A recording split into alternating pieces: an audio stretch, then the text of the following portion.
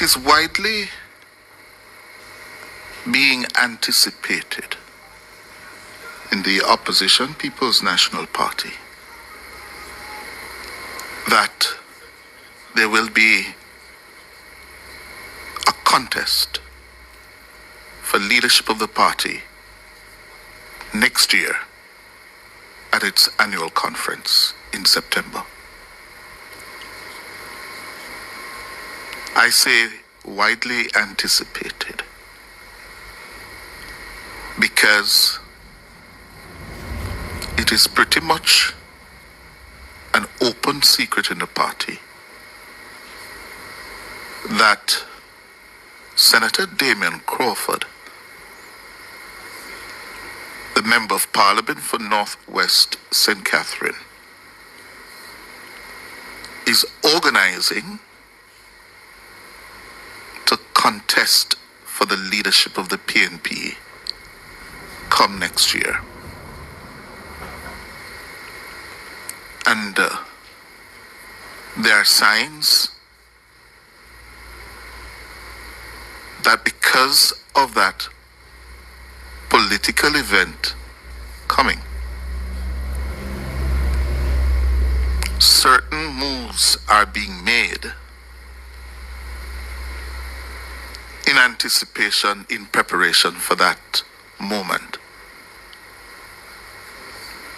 And if you are a keen political observer, you would note, or you would have noticed, that Crawford has been making some subtle moves to prepare himself to go to not the delegates of the People's National Party, but to the members of the People's National Party, to offer himself for leadership. And I say not the delegates because the PNP made a significant change a year or 2-3 years ago. What is that change?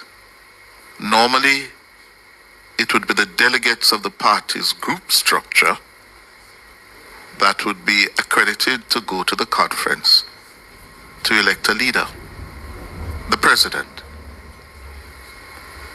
They changed that some time ago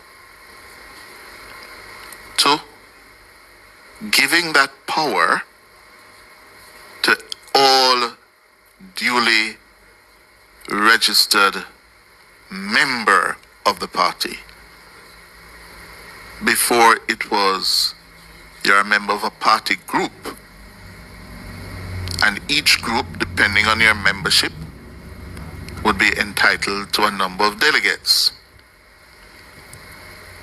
And that over the years has somehow been abused, where people have these what they call paper groups to control delegates, because delegates are the ones with the voting power. The party has now changed that and say if you're a member of the party, you have the right to go to the conference and vote for the leadership of the party, the leader of the party. And as a result, you have to make your case to the membership of the party and to the wider country. Yeah? Less control by those who have the money to control the groups and the delegates. And it is felt by a number of people in the PNP that is going to make it more interesting when that time comes. Now, what has been happening recently? First, last week we heard that Richard Azan was being replaced by Lothan Cousins as a party spokesman on Land and Works. The whispers in the party are that Azan Yeah, good party man, but the party leader is making moves to shore up his position come next year. And then on the weekend came this statement from the party. Dwayne Vaz steps down as deputy spokesperson to focus on constituency. That is Central Westmoreland. The statement says, following discussions with opposition leader Mark Golding, MP Dwayne Vaz has decided to focus on his constituency responsibilities and will no longer serve as deputy spokesperson. The leader and the party understands this decision and thanks MP Vaz for his service. That is it. That is the official position. Well, it's more than this. Vaz, I gather, is a key organizer for Damien Crawford and Damien Crawford's team that's being assembled across the country to make his bid for the leadership next year. And certainly, according to some of the Crawford people, on top of his own problems in the constituency of Central Westmoreland, where he is under stress.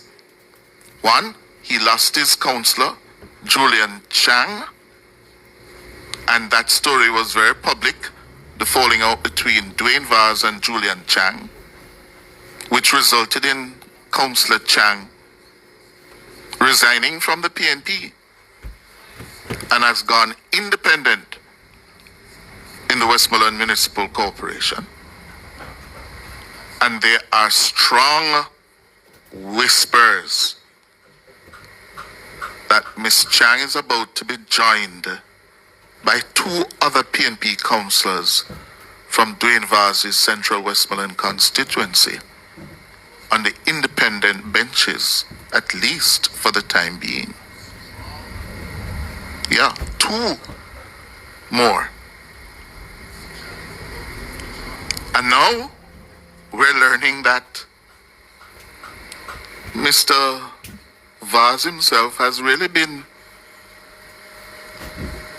sacked, fired from the front bench of the opposition in terms of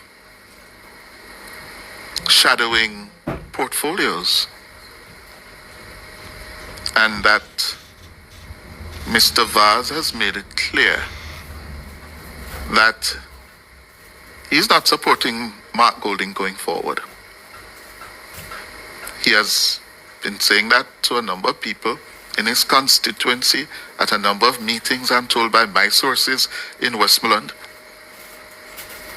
that it is pretty well known that he and Golding have fallen out because he's being accused as a traitor, because Golding and the leadership supported him in Central Westmoreland when he came under pressure.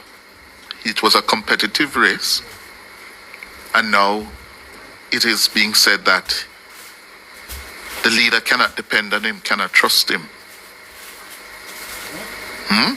So was he fired, or did he voluntarily walked out of the camp, out of the shadow cabinet? So, watch this one. It's going to develop. And I don't know what other cards, what other moves are being made now, but what is clear, moves are being made politically. Yeah? To get people ahead of the game for what is coming.